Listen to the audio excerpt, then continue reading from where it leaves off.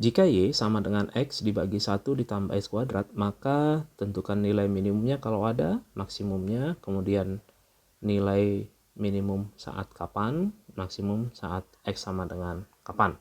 Nah, sekarang kita perhatikan, kalau misalkan kita ingin mencari maksimum atau minimum, itu terjadi saat turun pertama sama dengan 0.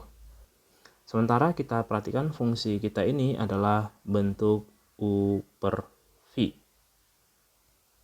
Bentuk U per V. Yang ini adalah U.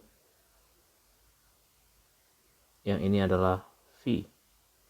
F aksen X-nya haruslah U aksen V dikurang U V aksen dibagi dengan V kuadrat.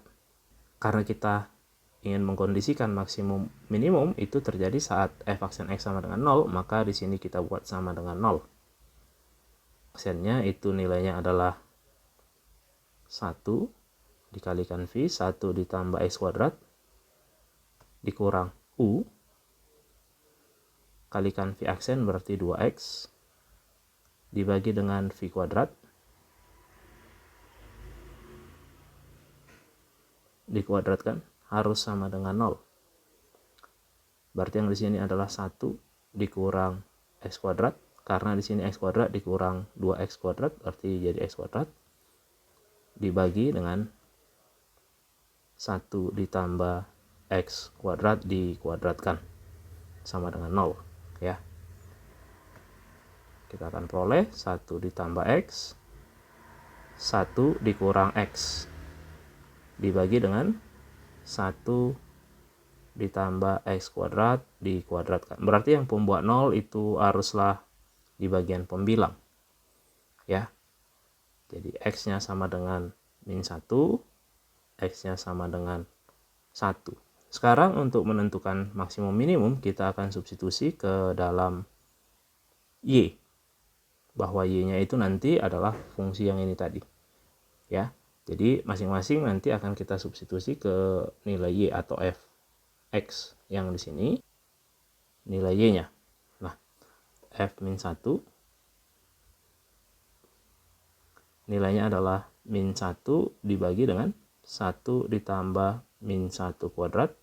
Jadi nilainya adalah min setengah. Kemudian yang di sini F1 nilainya adalah 1 dibagi dengan 1 ditambah 1 kuadrat. Nilainya adalah 1/2.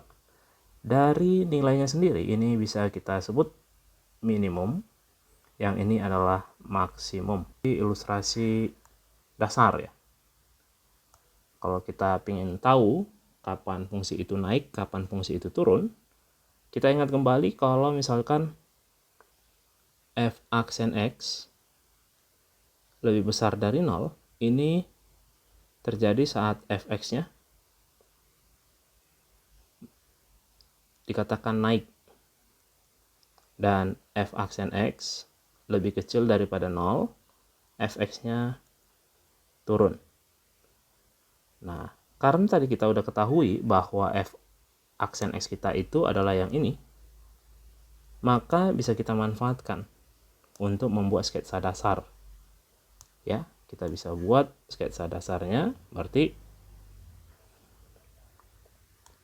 kita buat garis bilangannya. Pembuat nolnya tadi itu adalah min 1 dan 1.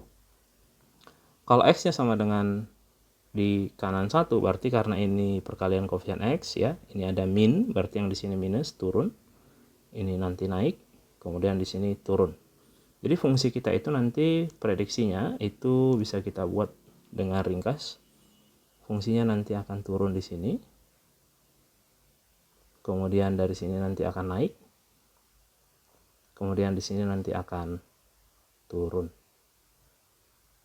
Ya, akan turun. Jadi dengan mudah sesuai dengan yang ini tadi, yang di sini nanti adalah maksimum, yang tadi nilainya adalah setengah, ini adalah minimumnya, yang nilainya adalah min setengah. Jadi kita akan cek nilai minimum adalah Y sama dengan min setengah, benar.